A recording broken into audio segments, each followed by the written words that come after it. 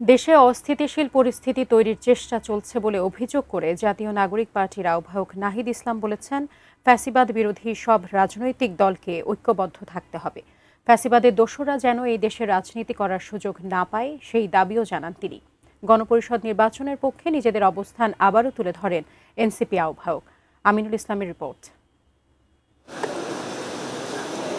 চীন সরকারের আমন্ত্রণে 5 দিনের সফর শেষে রোববার রাতে দেশে ফেরেন এনসিপির আহ্বায়ক নাহিদ ইসলামের নেতৃত্বে 8 সদস্যের এনসিপি প্রতিনিধি দল। বাংলাদেশ বিমানবন্দরে তাদের স্বাগত জানান ঢাকায় নিযুক্ত চীনের রাষ্ট্রদূত ইয়াও ওয়েন। তিনি বলেন, এনসিপির এই সফর চীন ও বাংলাদেশের বন্ধুত্বে নতুন মাত্রা যোগ করেছে।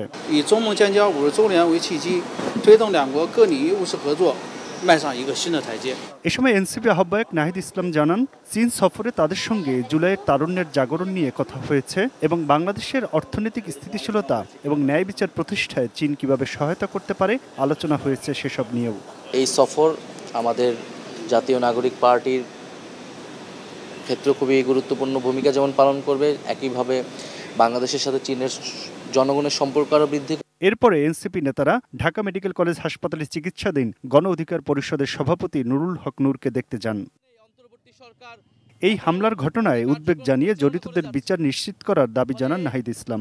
এই সময়ে তার উপরেই হামলা, এটাকে আমরা খুবই গভীর উদ্বেগের সাথে দেখছি। এটার প্রতিবাদের ভাষা আমাদের নেই এবং আমরা পাশাপাশি এও লক্ষ্য করছি যে দেশে এক ধরনের অস্থিতিশীলতা তৈরি করার নানা চেষ্টা করা হচ্ছে। আমরা বলতে চাই যে বাংলাদেশের মানুষের প্রতি আমাদের অঙ্গীকার যে ফ্যাসিবাদী পক্ষকে আমরা কোনোভাবেই জায়গা করে দিব না, সুযোগ করে দিব না। সেটা জাতীয় পার্টির নামে আসুক, যেই নামে আসুক না কেন, এবং বাংলাদেশের যেই শক্তি তাদেরকে সহযোগিতা করবে তাদেরকে জনগণের বিরুদ্ধে দাঁড়াতে হবে।